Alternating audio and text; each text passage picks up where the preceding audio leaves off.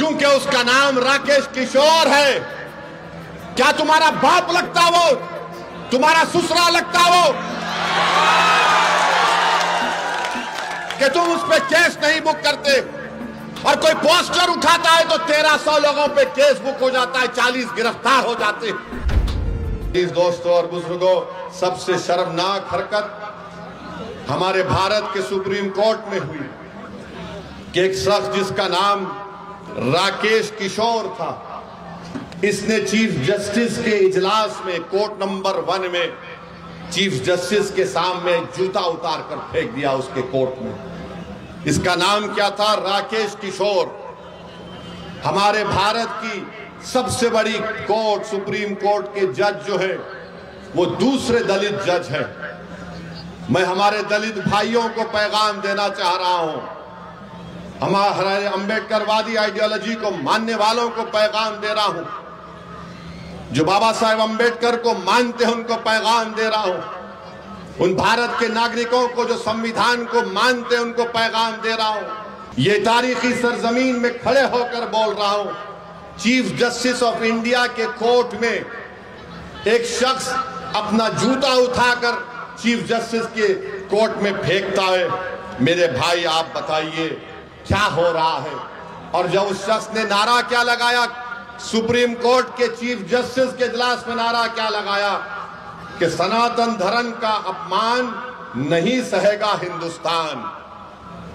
उसने नारा लगाया और अपनी जेब से उसके कागज भी निकला, उसमें लिखा था कि सनातन धर्म का अपमान नहीं सहेगा हिंदुस्तान। हम मोदी से पूछना चाह रहे हैं, मोहन भगवत से पूछना चाह रहे हैं, नीतीश कुमार से पूछना चाह रहे हैं, बताओ इस शख्स में इतनी हिम्मत कैसा आई कि वो सुप्रीम कोर्ट के चीफ जस्टिस के इजलास में जाकर जूता उठाकर भारत के दूसरे दलित चीफ जस्टिस ऑफ इंडिया की तरफ फेंके।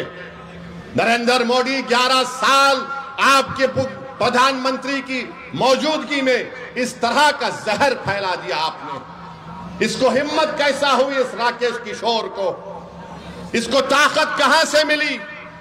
इसने क्यों लिखा ये कि सनातन धर्म का अपमान नहीं सहेगा हिंदुस्तान?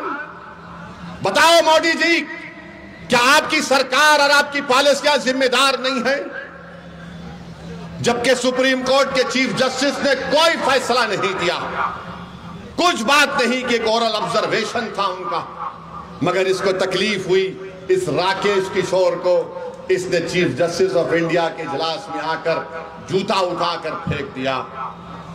उसको अब तक गिरफ्तार नहीं करी पुलिस।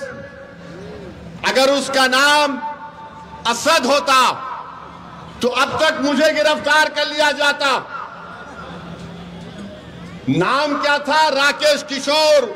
ऊपर वाले हैं, बड़े लोग हैं, हम कमतर हैं। सुनो मेरे दलित भाइयों, चीफ जस्टिस ने कहा कि मैं कंप्लेन नहीं करूंगा, ठीक है, मगर मैं बड़ी इज्जत के साथ चीफ जस्टिस के इस फैसले को नहीं मानता, क्योंकि सवाल आप पर जूता फेंकने का नहीं है। क्योंकि आए दिन हम देखते हैं कि दलितों को पीटा जाता है, मारा जाता है, मूंछ अगर रखते हैं या अगर घोड़े पर बैठकर अपनी बारात निकालता है तो नहीं निकालने दिया जाता।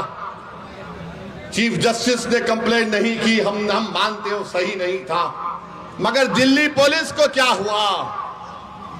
दिल्ली पुलिस 100 मोटो एक्शन ले सकती।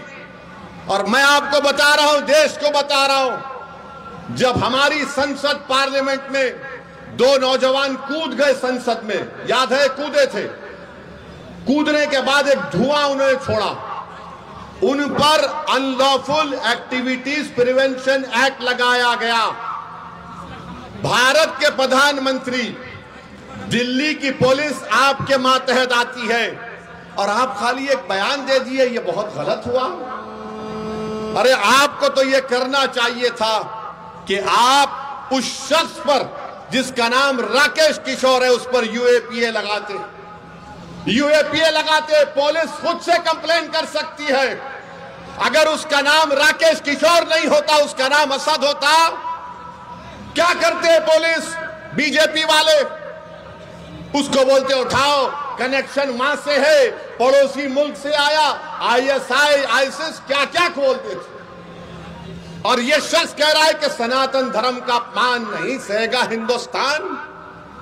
मोदी जी, फर्क उसमें और दूसरों में यह है कि जिस जगह पर मस्जिद को शहीद कर दिया गया था, कोर्ट का फैसला आया कि किसी ने नहीं तोड़ा।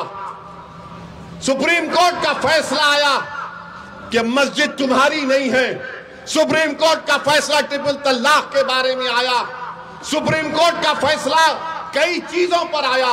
हालिया यही सुप्रीम कोर्ट ने इंटरिम ऑर्डर दिया वक्फ कानून के ऊपर, जिससे हमको नुकसान होगा, मस्जिदों को नुकसान होगा। मगर जो संविधान को मानते हैं, जो संविधान को मानते, उन्होंने कहा कि हम कोर्ट के फैसले से खुश नहीं है, यह फैसला गलत है। क्या हमने धर्म का नाम लेकर किसी पर जूता उठाया? बताओ ये लोग कौन है? ये वो लोग हैं जिनको नरेंद्र मोदी की हुकूमत ने ताकत बख्श दी। ये वो लोग हैं जिनके दिलों में जहर उगल दिया गया। ये वो लोग हैं, आज भी राकेश किशोर बोलता है कि मुझे किसी चीज की परवाह नहीं है, मुझे कोई गम नहीं है कि मैंने चीफ जस्टिस ऑफ इंडिया के सामने जूता उठाकर फेंका। ये क्या हो रहा है हमारे देश में? इंसाफ की जगह पर इस तरह की हरकत हो रही है और दिल्ली की पुलिस उसको गिरफ्तार भी नहीं करती। मुबारक हो तुम्हारी बहादुरी पर, मुबारक हो कि तुम खामोश बैठे हो। अरे अगर चीफ जस्टिस कंप्लेन नहीं करते तो तुम तो एक्शन ले सकते थे, लेकर जाते हो उसको।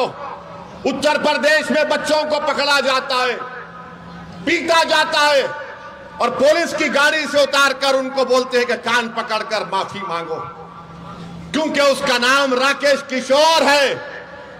क्या तुम्हारा बाप लगता वो? तुम्हारा ससुरा लगता वो?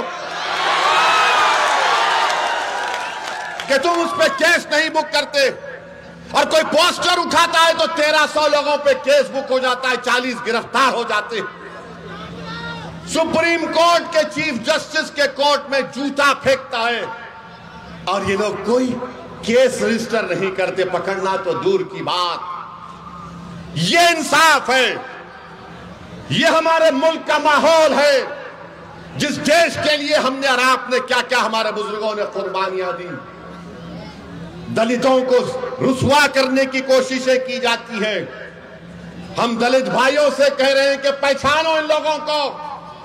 बीजेपी तुम्हारी दोस्त नहीं बन सकती, मोदी तुम्हारा हमदर्द नहीं बन सकता।